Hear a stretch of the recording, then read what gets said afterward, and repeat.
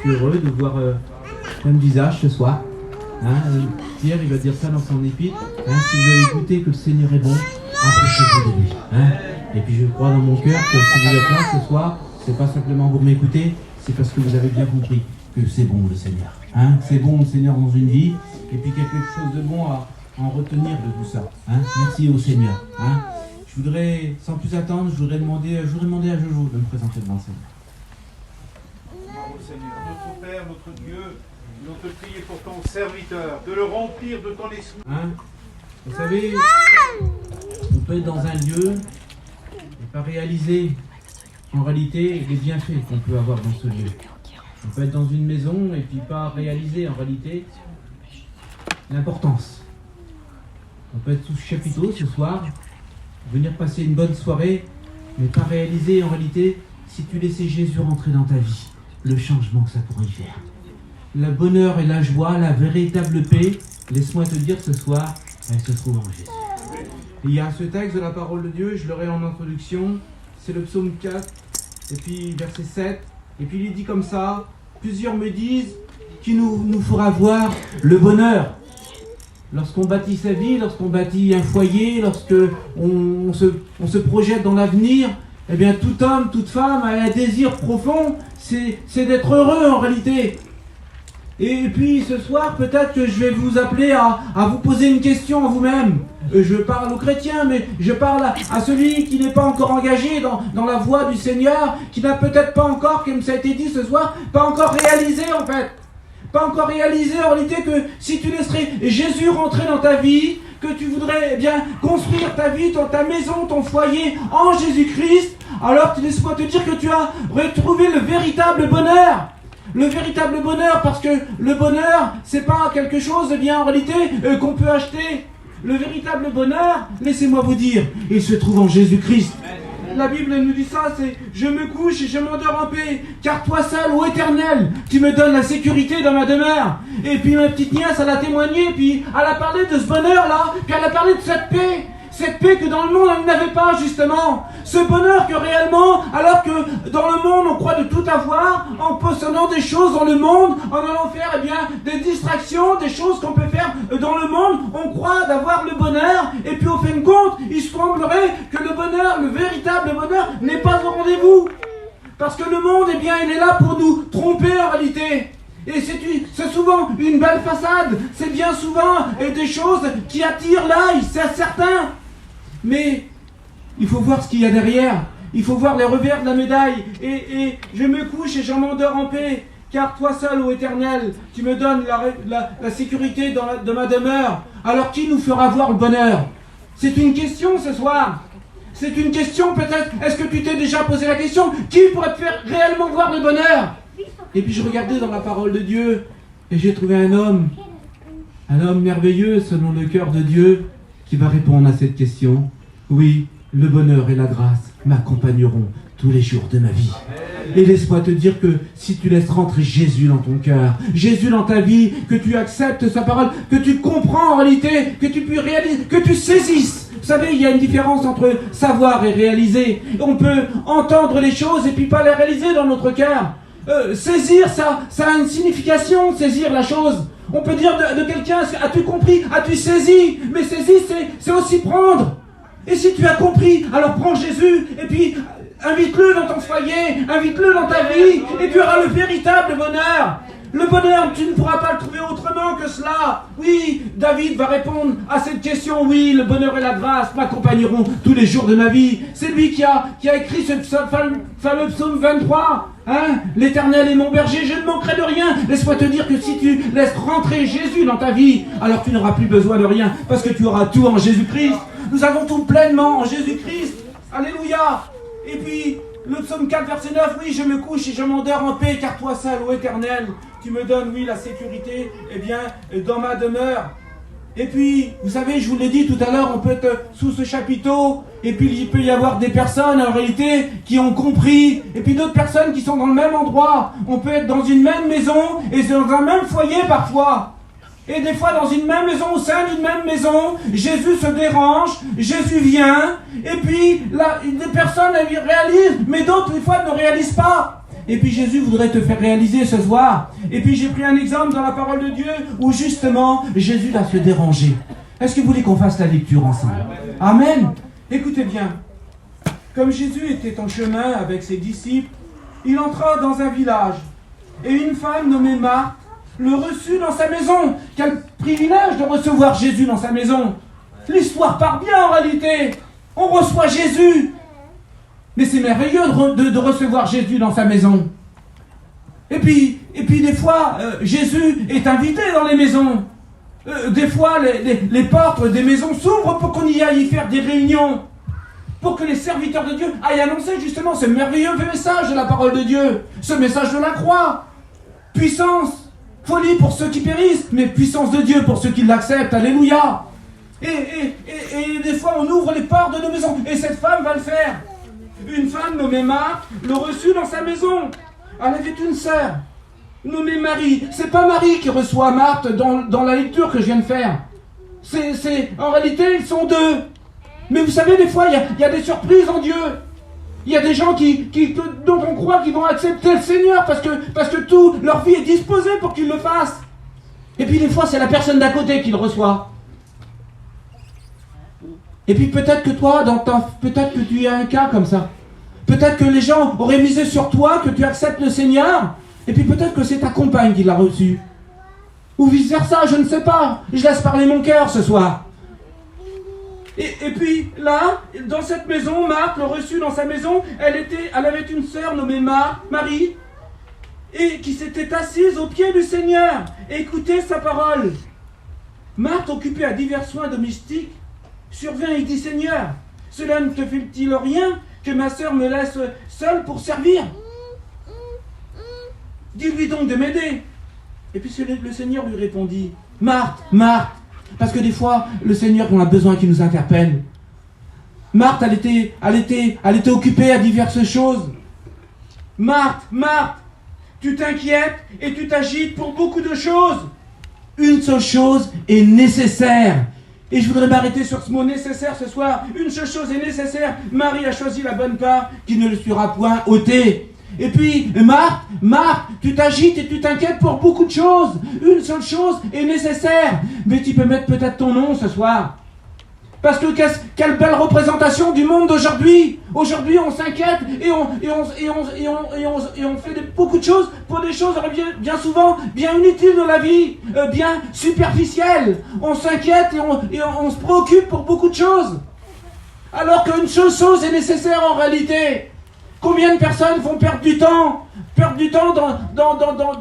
leur métier des fois, dans des préoccupations bien du monde, dans des préoccupations des fois, en réalité, eh bien que c'est pas réellement les choses les plus importantes. Le mot nécessaire, eh bien en réalité, regardez ce qu'il veut dire. Le mot nécessaire, c'est ce qui est indispensable, ce qui est essentiel, primordial. C'est ça le mot nécessaire, dont on ne peut pas se passer. Et puis laisse-moi te dire que tu ne peux pas te passer de Jésus si tu veux le bonheur dans ta vie. Tu ne peux pas te passer de Jésus si tu veux avoir une place dans le ciel. Parce que c'est lui qui est parti nous préparer une place. Que votre cœur ne se trouble pas. Croyez en Dieu, croyez en moi. Il y a plusieurs demeures dans la maison de mon Père. Si cela n'était pas, je vous l'aurais dit. Je m'avais vous préparer une place et lorsque je m'en serai allé, je reviendrai vous chercher. Afin que là où je suis, vous y soyez aussi. Vous savez où je suis, où je vais, vous en connaissez le chemin. Et puis ce soir, je voudrais vous dire, Seigneur, le chemin pour le ciel, il s'appelle Jésus-Christ. C'est lui qui a payé pour chacun d'entre nous. Il dit: je vous laisse ma paix, je vous donne ma paix. Pas comme le monde donne. Ça a été dit ce soir dans les témoignages. Le monde ne peut pas apporter la véritable paix. Il n'y a que la tromperie. Alors oui, Marthe, eh bien, elle s'agitait pour beaucoup de choses. Et puis je veux vous dire, il faut réaliser ce soir, une seule chose est nécessaire. Si tu veux avoir le bonheur, le véritable bonheur, une valeur sûre dans ta vie, alors mets ton espérance en Jésus. Le livre de Michée va nous dire: moi je me tourne vers l'Éternel, j'ai mis mon espérance dans le Dieu de mon salut. Quelle beauté, Seigneur, de mettre son espérance en Jésus. Vers qui as-tu mis ton espérance? Quelle espérance as-tu? Et puis l'apôtre Paul va nous dire une chose. Il dit: si c'est dans cette vie seulement que nous espérons, eh bien nous sommes le plus malheureux des hommes. Puis quelle vérité, Seigneur! Quelle vérité, Seigneur! De manger, de boire, de dormir, de se réjouir, mais pour combien de temps? Qu'est-ce que la vie d'un homme? Elle est comme une vapeur qui paraît pour un temps et ensuite disparaît. Elle est comme une fleur qui est belle en son temps, mais une belle fleur, la plus belle des fleurs, vous la coupez, vous la mettez dans un vase. Quelques jours après, elle est flétrie en réalité. La vie d'un homme est comparée à une vapeur qui paraît pour un temps, mais aussi à la largeur de la main. Vous savez, c'est pas grand-chose une vie. Une vie, qu'est-ce que c'est aujourd'hui? On voit grandir, on est jeune, on a le permis, on fait un foyer, on a des enfants, mais on les voit vite grandir. Et puis en réalité, vite, le temps passe, les années passent. Et si c'est dans cette vie seulement que nous espérions, Seigneur, comment trouver le bonheur dans ces conditions-là? Alors il s'agit ce soir de te poser une question. Est-ce que tu as la capacité de trouver le bonheur autrement que avec Jésus? Beaucoup de gens ont fait l'expérience, ils ne l'ont pas pu. Es-tu capable de trouver la paix réelle sans Jésus? C'est une construction d'une vie ce soir. Il est question de ça en réalité. Il est question de faire une construction, construire sa vie, un nouveau départ. Et as-tu les moyens réalistes ce soir de pouvoir obtenir ce que les chrétiennes prétendent avoir, témoignent qu'ils ont, et puis leur vie le témoigne qu'ils l'ont reçu.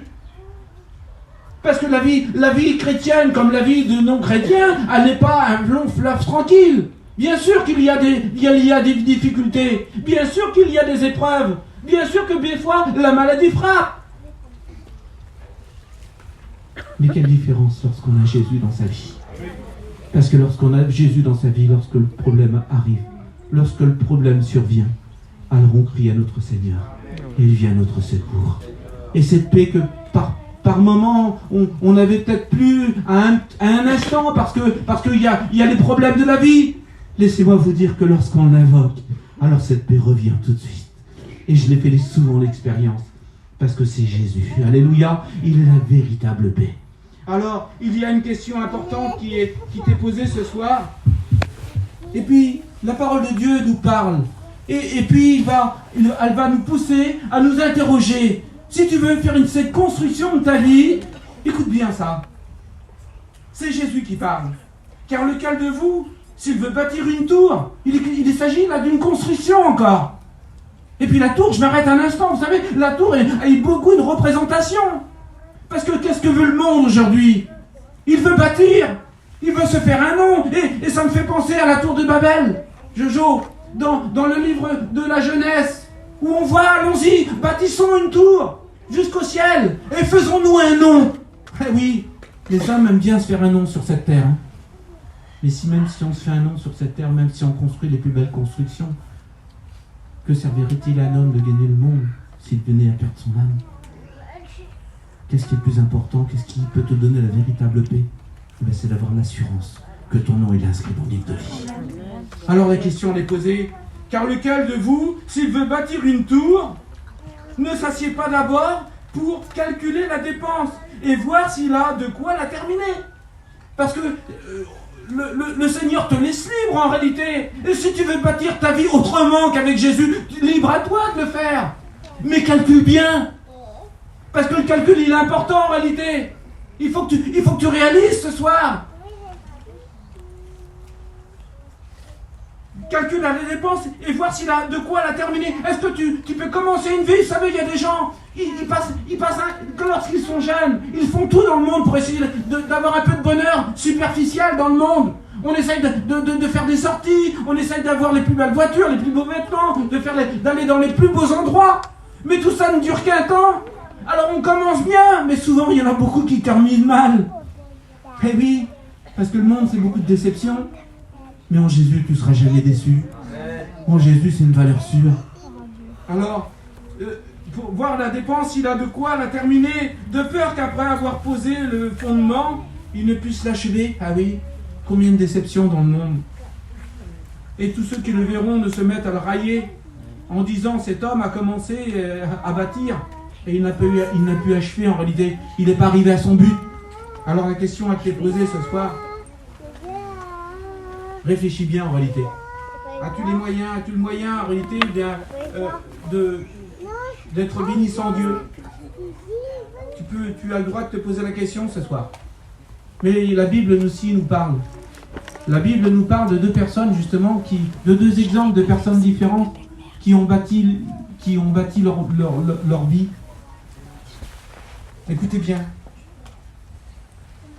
Il y a un premier personnage que j'ai pris en exemple.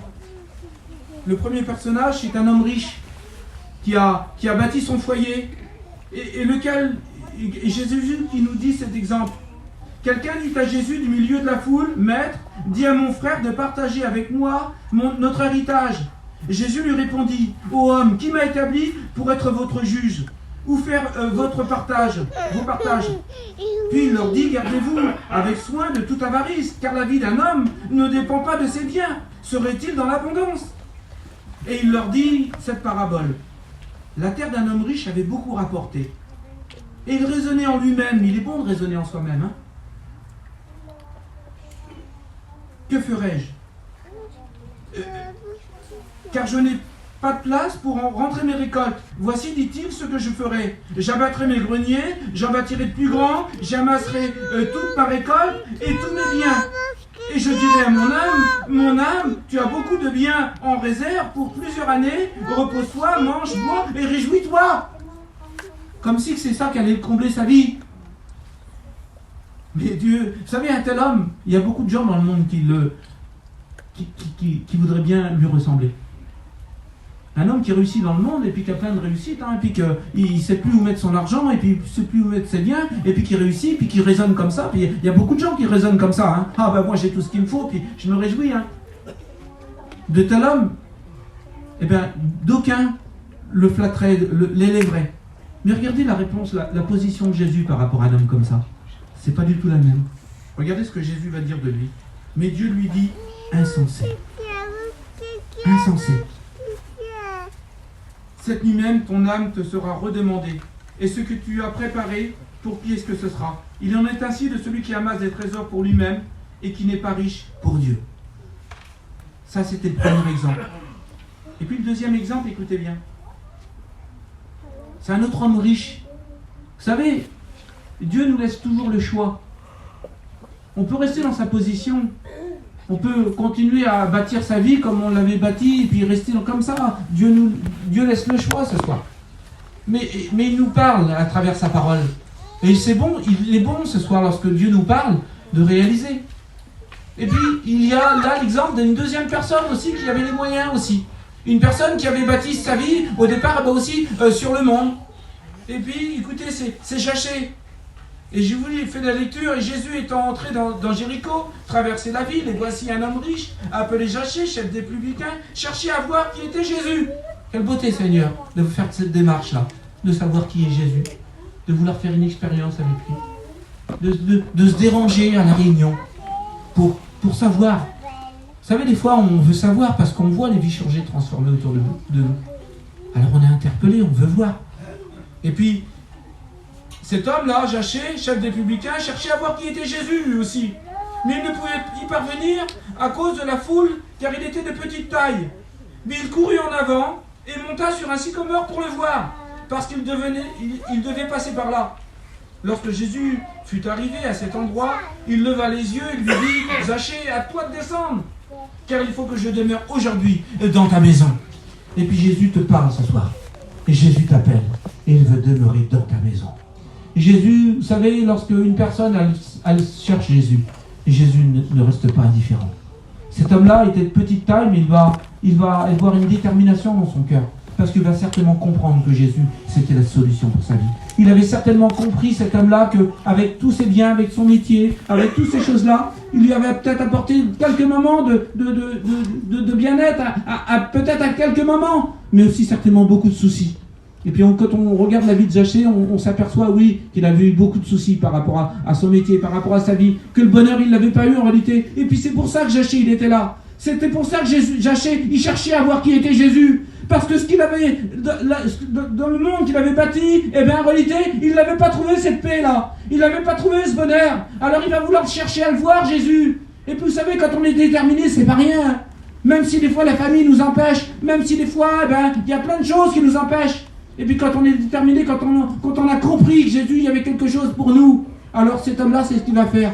Il va être déterminé dans son cœur, il va monter sur un arbre, il va monter. Et puis vous savez, on aurait pu ne pas le voir. Mais vous savez, je vais vous dire quelque chose. Jésus, la Bible nous dit que déjà, il est omnipotent, omniscient et omniprésent. Omnipotent, ça veut dire qu'il est tout puissant. Jésus avait le pouvoir de résoudre le problème de Zachée. Il est omniscient, ça veut dire qu'il sait tout. Et Jésus savait à l'avance que Zachée était dans l'arbre. Il connaissait son problème. Et Jésus ne n'est pas indifférent à nos problèmes. Et puis aussi omniprésent, ça veut dire qu'il est partout et accompagne en tout lieu. Eh bien, Zachée, il avait trouvé le bonheur, c'est en Jésus. Parce que lorsqu'il va être dans cet arbre-là, Jésus va lever les yeux. Et puis il va lui dire ces mots. Zachée, à toi de descendre. Parce qu'il faut qu'aujourd'hui je demeure dans ta maison. Et puis Jésus te parle ce soir à toi qui est là. Et puis je ne vais pas aller beaucoup plus loin. On va lire un dernier texte et puis on va prier le Seigneur. Mais Jésus voudrait te faire comprendre ce soir que non, calcule, mais regarde, si tu peux y arriver, tant mieux pour toi. Avoir le bonheur et la paix sans Jésus. Avoir l'espérance. Alors mais tu as une espérance mais bien limitée. Parce que si tu n'as pas Jésus dans ta vie, ton espérance ne pourra que se limiter sur cette terre-là. Mais un jour, la Bible nous dit que cette terre, elle sera roulée comme un vieux manteau. La Bible nous dit, on l'a vu tout à l'heure, qu'est-ce que la vie d'un homme? Elle est bien fragile. Elle est bien courte. Bien agitée, bien souvent avec des soucis, des problèmes.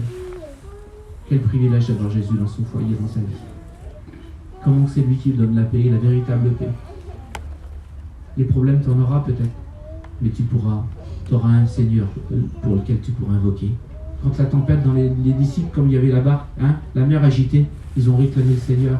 Seigneur, sauve-nous. On périt, Seigneur. Le Seigneur l'a fait, Seigneur. Il calme la tempête. Le Seigneur est capable de le faire. Alors, je finis sur le dernier texte parce qu'il est question de construction ce soir. C'est pourquoi quiconque entend ces paroles que je dis et les met en pratique sera semblable à un homme prudent qui a bâti sa maison sur le roc. Le roc, c'est Jésus. Le roc, c'est quelqu'un de solide sur qui tu pourras justement t'appuyer dans ces moments de problème-là. Alors la pluie est tombée, les torrents sont venus, oui, c'est ça la vie. Des fois il y a la pluie, des fois il y a le soleil, mais des fois il y a des tempêtes. Mais c'est là justement que c'est important d'avoir Jésus dans sa vie, Seigneur. Quelle différence, Seigneur, d'avoir Jésus dans sa vie. Vous savez, j'aime bien raconter cette petite histoire. C'est une histoire vraie. C'est dans une école, il paraît qu'il y avait un maître d'école qui devait faire un devoir aux enfants. Et puis il va leur dire, faites-nous des dessins pour, à votre idée, ce qui représente le plus la paix, le bonheur. Et puis chaque petit enfant va s'exécuter, ils vont chacun faire des dessins. Et la plupart des enfants, beaucoup vont faire des îles un petit peu, qui sembleraient un petit peu comme ça, paradisiaques, avec un beau ciel bleu, avec des oiseaux, avec des palmiers, des transats. Beaucoup de dessins des enfants vont beaucoup se ressembler. Et à travers tous les dessins que les enfants vont faire, il y en a un qui va se détacher du lot. Un va complètement se détacher du lot. Lui, il n'a pas fait de ciel bleu, il n'a pas fait de beau soleil. Non, il n'a pas fait de tout ça, lui. Il a fait un ciel tout gris. Il a fait une mer déchaînée. Il a dessiné des rochers. Il a dessiné de la pluie qui tombait. Il a dessiné des éclairs. Et puis, dans ce rocher-là, il a dessiné un petit nid avec un petit oiseau dedans. Avec un petit oiseau qui dort.